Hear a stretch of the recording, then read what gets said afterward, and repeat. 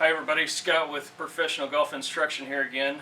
Going to do a review on the Garmin ApproachG80. Not only am I going to do a review, but I'm going to compare it to the Garmin G7 as well as the OptiShot2 home simulator. So I went online, I looked at a lot of different videos. I saw there were a few about the Garmin G80. It's a new product. GPS with radar launch monitor capability. Basically this thing's like a TracMan that you put in your pocket. If you haven't seen it, you got to go out and look at it. This thing is phenomenal. Now, the only reason I bring this up, the Garmin G7, I got away from using a laser when I was on the course. I wanted to be able to see through trees more or less. If you hit it in the corners of the golf courses where your laser doesn't work, you got to walk all the way out in the fairway, you got to get up on a hill, you got to find the pin. Lasers are old school, they're kind of a pain in the ass. So I got into the G7 several years ago from a Father's Day gift. It's a GPS tracked on-course distance rangefinder. So this thing was pretty sweet. I did a review on YouTube a little bit ago, a couple years back, and I went through the ins and outs of this device compared to the newer model, the G8. And now I'm going to take, in 2019, the ApproachG80, give you the ins and outs, because some of the features are different. If you have this product and you've been using it for a while, there's a few things now with this latest update that you may not like. But for the most part, if you're a low handicap player, you're trying to improve your game, you're really interested in, club head speed, smash factor, carry distance, as well as having a GPS enabled tracking mechanism out on the course to tell your pin placements and stuff like that, let me tell you, this is worth all the money. So real quick, I'm going to give you a comparison. I did see everybody saying TracMan gives you this distance, the G80 gave you this distance, and they were similar.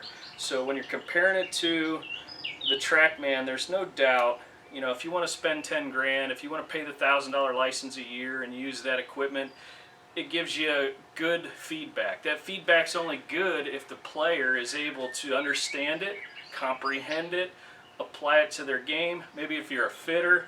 But for the rest of us, we just want to play better golf. So first thing I'm going to do, I'm going to walk you through the features. Start with the display. So the first thing I noticed was the brightness. From there, if I go side by side, you can clearly see the old G7 had a better backlighting system than the new G80.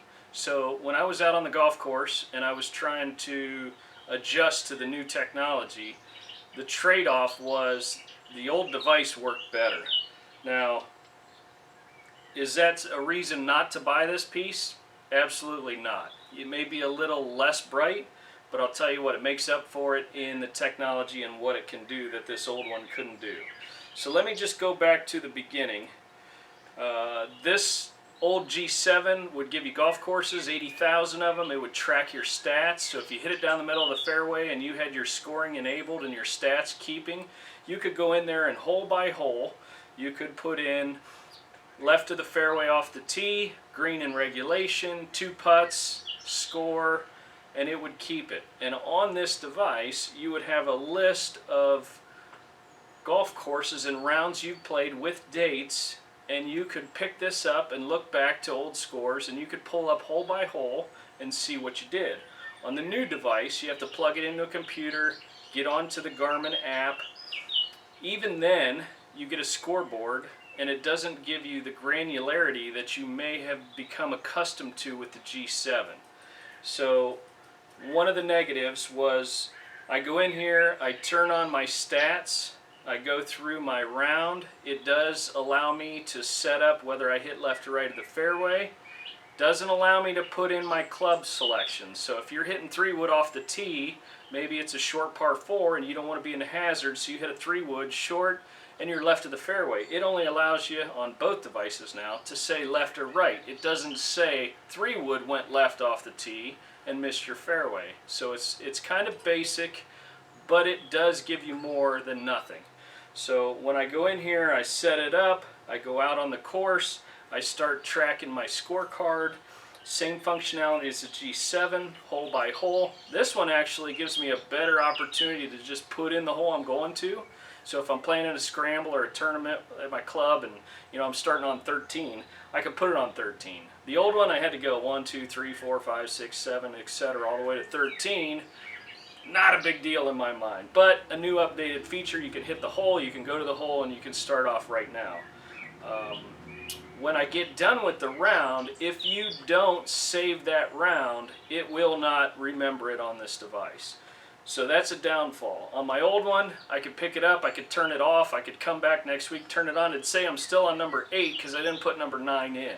So this was nice because it had a little memory to it. It left off where you left off rather than this one. If you forget to say end round and then click save, it doesn't save it. If you do end round and save, then it goes into the device, but it doesn't allow you to access it off of your main screen. So if I want to go back and look at, how many fairways did I hit, how many greens in regulation, how many putts did I have, I can't do it off of this after I click save device. It'll tell me for a brief second, but then as soon as I move out of the screen, I'm done. I can't go back and access how to do it.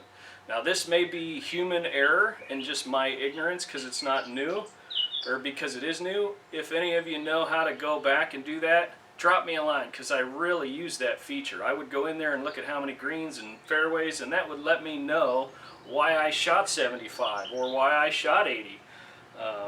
If I played good, it would let me know, hey, you're hitting 68% of your greens in regulation, so obviously you're going to play better. Nonetheless, scoring feature's nice. If you don't have one, this is a huge step up from nothing. If you do have one or the other, that's one of the things to consider when you start spending more money than this sucker is in the market. So, if I start off, you can start your new round, you can find yourself on GPS, or you can enter in a local zip code and address or area, and it'll pull up the course that you're at, and it'll start keeping track of you. You have the GPS with touchscreen capability to say if I want to lay up to here. It'll ask you how far you hit your driver normally, so you can go in there and you can say 250, 275, and it puts a line on the fairway as to where your landing area is to give you an indication if you're at risk for hitting it in a hazard. Really nice functionality on the GPS. The plays like feature, so both of these have the ability to turn on your plays like for taking into consideration altitude. If your shot is 150 yards and it's straight uphill, they might say it's now it plays like 175 yards. This one gives you both indicators on the screen. It says 150, up arrow 170. So it's 150 actual, plays like 170. This one gives you an arrow and says 170. So there is no dual functionality to say here's actual, here's plays like. You either have plays like on or you have plays like off, and you do the mental calculation. So a little digress on the technology features from this one to the old one, but it makes up for it in what you can actually do with it. So if you need a hardcore GPS enabled stat keeping product, start with the G7 or the G8. They're great products at a great price point. You will not regret it. If you want to get into the swing, maybe you're doing some self-analysis, or you have a friend that you want to work with and you have the ability to teach and understand some of the lingo behind what you're going to get out of it, this product has a built-in radar.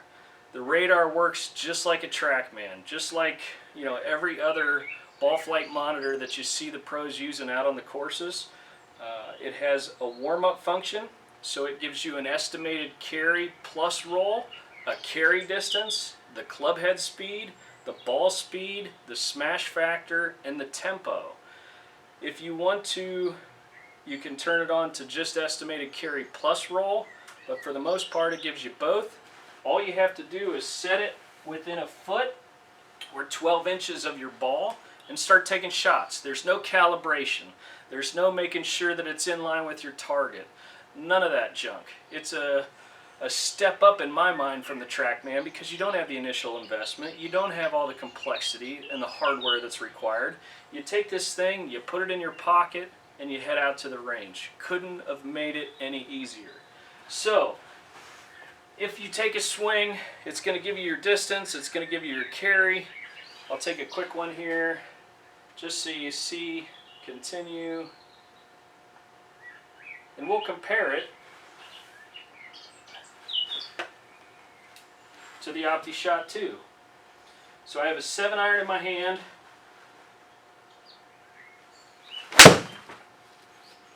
Hopefully you can see on the screen the distances. That said, it landed 171 yards. This one says it landed 172 yards. So on this one I hit it into a bunker. Obviously I have no roll. This said I would have had a roll out to 192 yards. Club head speed was 88 miles an hour. We'll check up here on the OptiShot2. Club head speed 83 miles an hour, slightly less. Tempo 0.9. This gives you a full tempo, backswing and through swing, which is another nice feature because I get a total speed of the golf swing. Smash factor 1.36. You're not going to get that on the OptiShot2. The OptiShot2 is a simulation of the club head coming through impact. It uses infrared camera system or infrared lighting to measure the club through impact. It doesn't capture the ball, the spin, the smash factor, club head speed. The OptiShot2 is great for the winter. If you're indoors, you're out of the elements, like today, I'm sweating to death, it's summertime, I don't have air conditioning in here. Could roll up the doors and it could be a little breezy in here, but then you wouldn't be able to hear me. So I'm sacrificing, I'm going out of my way for y'all. Really, not really, but anyhow. If I get into really wanting to know the tempo itself, I'm going to end my warm-up. I'm going to go right into tempo training. Tempo training has settings at the top where you can set it up as an amateur, fast, medium, or slow, a professional fast, professional medium, or professional slow. I like my tempo to be medium, so I'm going to set it on pro medium. I'm going to set it down, take a golf swing, and see how the tempo measured by the OptiShot2 compares to the tempo of the Garmin.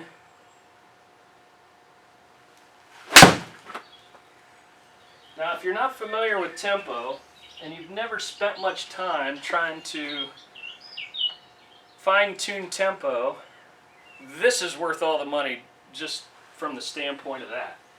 You know, take out all the other functionality. That says tempo is 0.8 seconds. This 0.83. So my takeaway was 0.83. On the OptiShot2 it's 0.8. You know, I do have all the stats and data from the TracMan.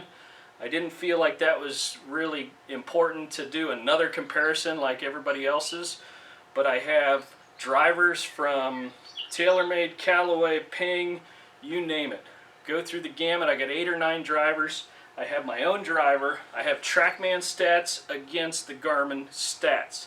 From a club head speed standpoint, it's within 1 to 2 miles per hour. From a carry distance standpoint, 1 to 2. Now smash factor, if you don't know what smash factor is, all it is your club head speed divided by your ball speed. So that's a simple calculation. If one is off 1 mile an hour, your smash factor is a little off. So, I mean, they're just using the numbers that are measured to get that. You can't say that the one has a better smash factor than the other. It just, you know, if you understand what smash factor is, it really doesn't matter. This is going to give you the same data. But on a pro medium, on a pro fast, on a pro slow, you know, your distance and your consistency and solidness of hit comes from a good tempo. It's not jerking the club back right away. It's not jerking down at the top and trying to really get at it. It's being able to consistently deliver the club on a plane to hit the golf ball solid every time. Now, you've probably heard a lot of players say, wow, I hardly swung at that and that ball took off. Chances are They had a good rhythm and tempo that allowed them to load and lag the shaft at the right time to get the most out of it, and they see the results being great. So I have a few players that I work with where I focus only on tempo because they know fundamentals. They know to get the club head square in the takeaway, get it on plane, maintain their posture, deliver it down the line. They know all that. They're low handicap, competitive players. What they don't get in a laser, what they don't get in the old Garmin G7, what they don't have the ability to go out and buy is a TracMan. But this, listen, you can get this at a Dick's Sporting Goods, you can get it at Golf Galaxy. Every week I'm getting coupons in the mail, 20% off your purchase of $100 or more. This thing retails at $500. You get a coupon, it could be worth, it's $400. I mean, you compare $400 to a $10,000 investment on a TracMan and a $1,000 a year licensing fee. I hate to say it, but if you're going with a TracMan, you better be a professional writing that thing off and getting your money back somehow. Because if not, even if you're giving private lessons, that money is money you should be making for your time and your knowledge when you're out there on the tee box. Be smart. Get yourself something that's functional, that can fit in your pocket. The battery life is 2 to 3 rounds. It's a little longer than the original one. It depends, though, if you're going to be sitting on the range for a couple hours using that radar function. Now, I've used this thing in the rough with wedges. There's a little bit of dirt that flies up. Sometimes it doesn't measure the swing, but I've hit it out of the rough. I've hit it out of the fairway, no problem. I hit it out of the bunker. I hit short pitches, 30 to 40 yard pitch shots into the green. Excellent product for that. You can look at your carry or your carry distance, and you can get yourself a distance for waist high, shoulder high, half a swing, whatever it is, and understand that your 60-degree wedge is giving you 40 yards of landing spot. So when you're out on the course, man, you tie that all together, you wouldn't know it unless you're pacing it off every single shot, and that's pretty much a waste of time. So real quick, I'm going to do a wrap up. I got the Garmin G80 Approach. Some of the negatives is the screen isn't as bright as its previous models. It doesn't have the same scoring functionality as the previous models. They're still there, but you got to go home and you got to put it in your computer and you got to look at the whole scoreboard and you got to hope that you can figure it out a little bit easier. This one was pretty remedial. You couldn't mess it up. The plays like distance has a little bit of variance. Not the same as the old one, but if you didn't have the old one, you probably never know, and you'd be all right. For tournaments, you got to turn it off anyhow, so don't get used to it. The tempo training, huge plus. Your warm-up, huge plus. It gives you carry. It gives you landing distance with rollout. It gives you smash factor. You even have the ability to do target practice, 1 or 2 players. So if you want to compete against a friend and you're out on the practice tee, you set it up as 1 or 2 players. You pick a couple distances. So you look out in the range, you got a flag at 133, you got one at 164. You know, it's not the basic 100, 150, 200. They give you the ability to put in the distance. So you hit 133 yards, 2 players. It says player 1 hit. You take a shot, it measures your tempo, your swing speed, your ball smash factor, your ball speed. And it'll tell you within a certain distance of how close it was to hitting that 133 yards. Now granted, it's not left or right, but it's the actual distance that you're trying to focus on anyhow. And it gives you points. So it'll say, you hit it 110 yards, you get 1 point, or 0 points. You hit it 130 yards, you get 10 points. You hit it 133, you get 20 points. Player 2, you're up. Player 2 takes a shot. And at the end of 10 shots, it compares the number of shots closest to those distance and gives you a winner. You can also play a virtual round of golf. So since I have the ability to hit into a net or a screen here, I can put on a tournament or I can put on a regular golf course. I can pick my course, so I can say, you know, I don't know, I want to play Pebble Beach. It's probably on there. I haven't got that far yet because I got my own thing here already set up. But you pick your course, it tells you where you should hit it. You hit the distance, it gives you another one, and you compete online. Has virtual tournaments available that way through practicing without actually going out to a golf course. Or if you want to play a practice round on a tournament you're going to play, I think you can put in that course local and it'll spit out that course and let you tell you what shots on par 3s you should be hitting. You can move the pin around. I mean, it's endless what you could do. You could sit here all day and try to go through all the functionality of what this offers. Much more than what I need it for, but for somebody who is interested in that, I mean, it's probably awesome, because everything else to do with this piece of equipment is awesome. I've already been able to tweak my tempo, my own personal tempo, my wife, my daughter, and 2 of the friends that I have out at a club, plus 2 students that I work with, in a short period of time. It only takes 2-3 minutes to set it up, explain to a person what they should be focusing on. They get the ability to see it, feel it, watch it, believe it, and then work on it. I mean, it's priceless. So without this, you're kind of at a disadvantage. You got to jump up and get in today's modern world if you're going to compete. Again, find a coupon for Dick's or Golf Galaxy or your local whatever store that's selling golf equipment. Go out and get yourself one. The Garmin ApproachG80, I recommend it. It's a big win.